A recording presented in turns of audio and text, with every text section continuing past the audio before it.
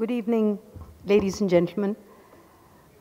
It's absolutely wonderful to have been invited to this very prestigious Global Dialogue Forum, particularly because the kind of people that I am sitting with, I have so much to learn from Dr. Ashok Khosla, someone who I have respected deeply, other members, other distinguished members, and of course, General Sahani, who to me has been a voyager in learning, a person who has been scaffolding, supporting, mentoring, guiding me in so many wonderful ways. In fact, he's been the chair of the school that I was the principal of, and there's many hijinks that we've got together to do in the area of learning. I will clarify that. I'm very happy to see Matthew because I have a lot of time for the work that is done by the Australia-India Foundation.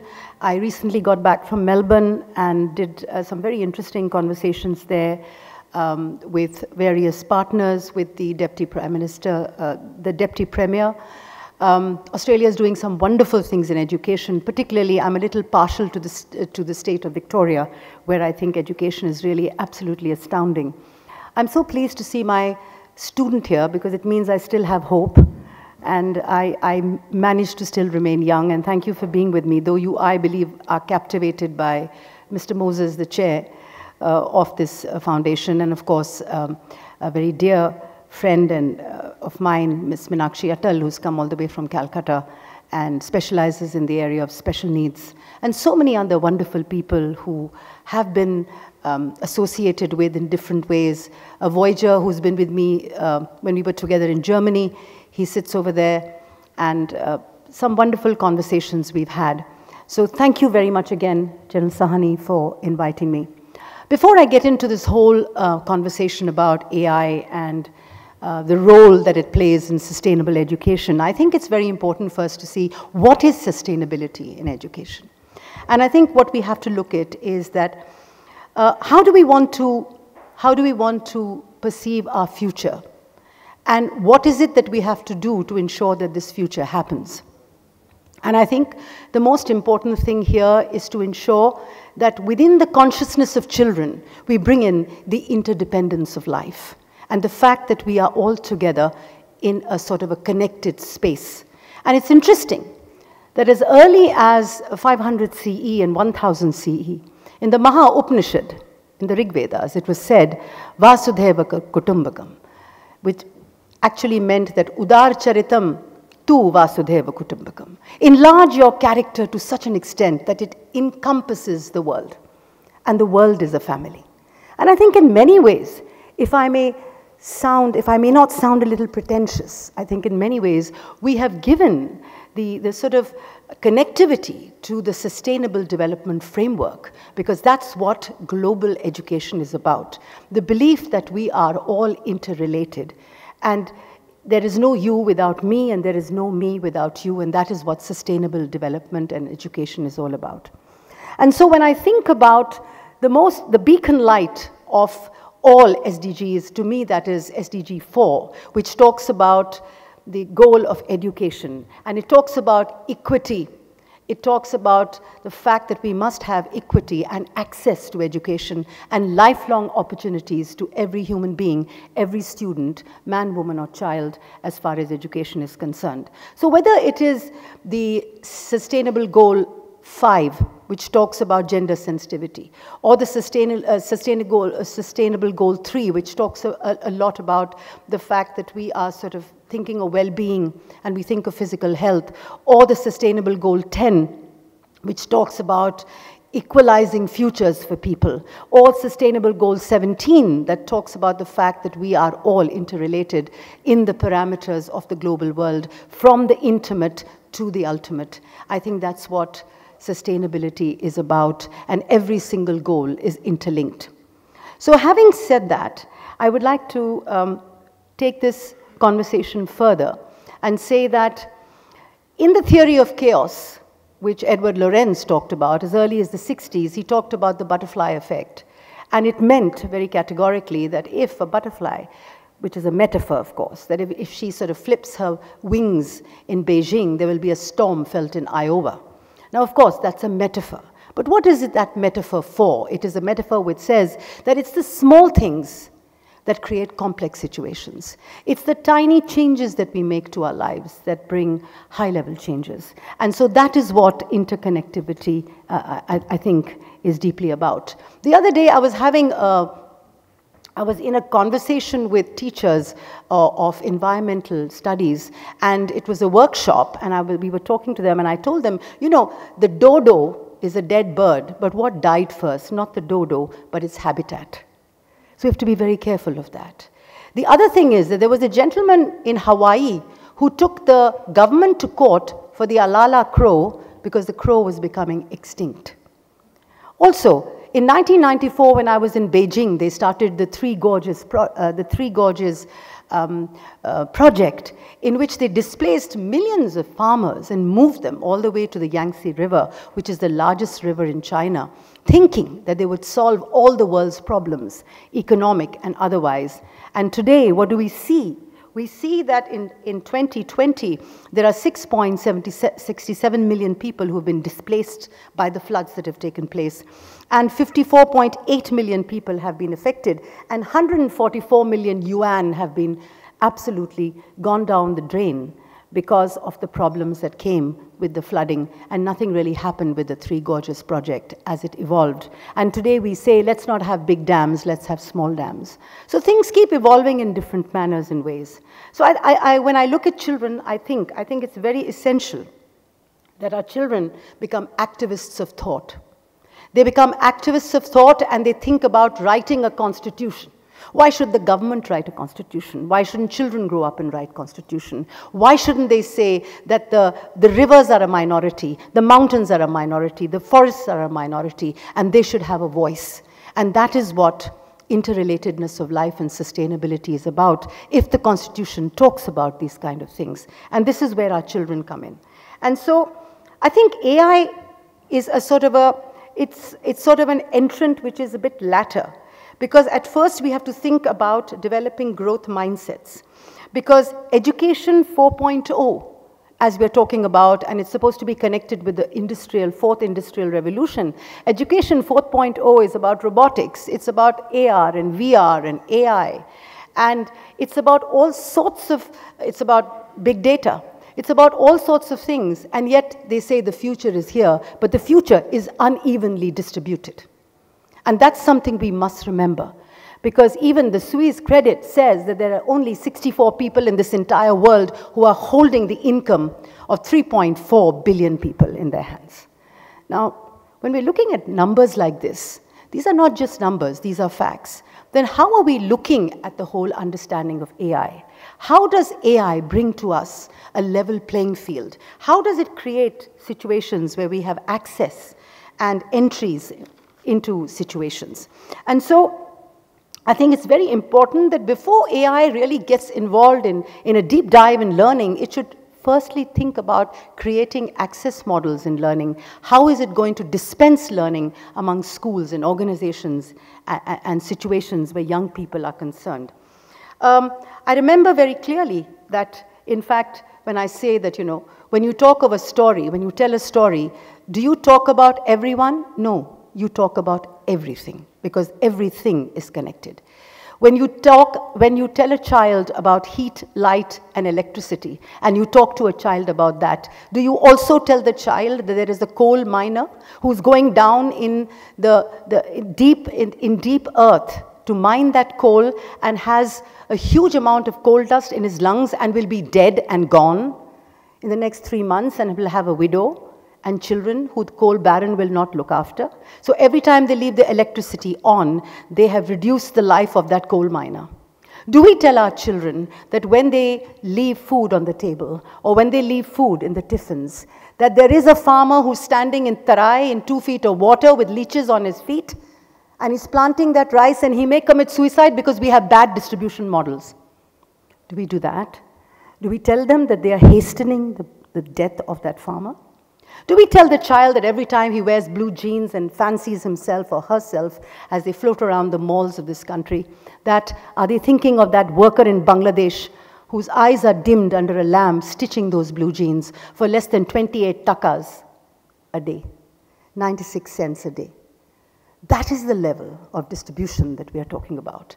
And it is so tragic because nobody, but nobody has a monopoly over suffering. And I think these are questions that we should talk about when we talk about sustainability. And of course, later I will get into the whole idea of AI and how do we look at sustainable models. So the first global crisis of the 21st century disrupted everything. I think Michael spoke about the great levels of disruption that happened. And yes, how do we work through this uncertain future? What is it that our children have to do, believe, and think about in order to bring value to what they do? Are schools going to have the moral courage to change the practices so that they can get to terms with generation next? Do schools have that kind of courage? And so what do we see, at least in India? That the technology that created the internet, the technology that created the information revolution is the technology that will create Education 3.0, which will be built on Education 2.0. Because in India today, we are still in Education 2.0. They were talking about 4.0, and we're talking about AI. Because I have been there and done it during the times of COVID and even before, worked with states across the country and seen that essentially 2.0 is what is happening, which is the YouTube, the videos, the uploading of material and so on. And so it will be a miracle if we're able to disseminate 3.0 into the heartbeat of India. And for that, I think it's very, very essential that we equip our teachers. We equip them with devices, we equip them with tablets, we give them access, we give broadband accesses. There are no accesses in India. Is not the metro, and even the metro doesn't have it entirely. India is the town, it's the city, it's the kasbah, it's the district, it's the zone, it's the cluster, and there are no broadband accesses there. India is shining, but in different ways perhaps. So the point I'm making over here is that in order to think of any O in education, we have to ensure that we bring access to teachers, access to institutions, otherwise we will have no level playing field as far as the new century is concerned. And so how do we work with AI? I think it's very important that we think about AI as a great support, as a tool, which will help us to manage distribution, help us to manage delivery, help us to empower teacher and teacher training, help us to offer lifelong opportunities to learning, help us for transparent audits of ethics. A lot of conversation has gone around ethics, but even ethics can be looked at through technology in a more transparent and auditable manner. And so I think, the tragedy is that the algorithms have taken over our lives without any learning. Netflix tells you what to watch. Shadi.com tells you who to marry. Google Maps tells you where to roam around, right? Naukri.com tells you what job to take. I mean, sometimes I am so worried. I feel I am in that movie, The Matrix. I don't know if you've seen The Matrix. And it depicts a sort of a dystopian future where we're all in this sort of simulated reality. And so I think we have to really look at what is it that we really want. Do we say that we are literate technologically or digitally because we understand the various algorithms? Because we can order Swiggy? Is that why we are learned? No. It has nothing to do with learning. These are merely algorithms that you use to perhaps bring ease of living to your lives. It does not bring ease of learning to your lives, certainly not. In fact, it makes you lazier and lazier because everything becomes at a drop of a button. And so, before that happens, before the algorithms take over our lives, before our children land up in 2050, before our children land up in 2022, is there something we can talk to them about? I think we should talk to them about the 4 or 5 literacies, which are extremely important. And these literacies are interconnected to sustainable development goals. And the first literacy that I can talk about is the ecological literacy, which we just spoke about poverty, about pollution of waters, about the rising of the oceans, about biodiversity, about the fact that, again, that we are all interconnected. And there are people who are having meetings underwater because their islands are going to go down. So I think ecological literacy is extremely important. And that will never go out of fashion. I know that Australia had closed the Great Barrier Reef in order to better it because of the corals and what was happening over there, and that was good. And cultural literacy, not demonizing people, irrespective of caste and religion and creed, but accepting human beings, accepting that we are all together in this cosmic soup together of passion and people and purpose and life and living and chairs and tables and water bottles, but we are all part of this great whole. And I think it's very important that we look at this. And the cultural literacy, which tells us what kind of traditions and customs that people have. And of course, the global literacy, that what happens in Ukraine is going to stop the oil in your own country. The fact that if there is one person who dictates something somewhere with a nuclear warhead is going to affect the whole lot of mankind. So we have to teach our children global literacy. And that, again, is something which won't go out of fashion in 2022. I think these are important aspects. And of course, digital literacy, which is in great abundance and yet is greatly contested. And teachers and educators and students need to know that data is the future. And the most important, emotional literacy. Because what's the point? What's the point of getting into education 4.0 and all this, if we are not having the resilience, if we do not have the mindset, if we do not have the power and the courage and the acceptance to face the future?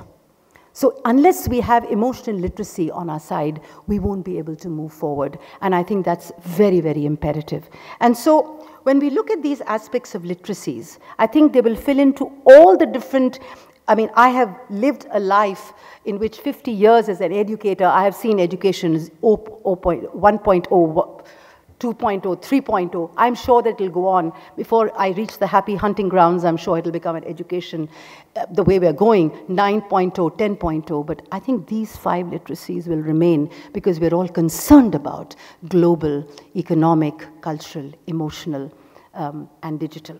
So when I look at this aspect and I think about 3 important trends for education 4.0, one of them is adaptive learning. I think we need to understand what is adaptive learning and how does AI sort of dovetail into adaptive learning. Because adaptive learning is about the usage of technology. It's about believing that children need to learn, they need to learn through data, through personalized learning. They need to, their assessments need to be monitored in a sense so that each one has a customized way of learning. It is data-driven, it is personalized, and it has sort of pathways that guide each child on its own level.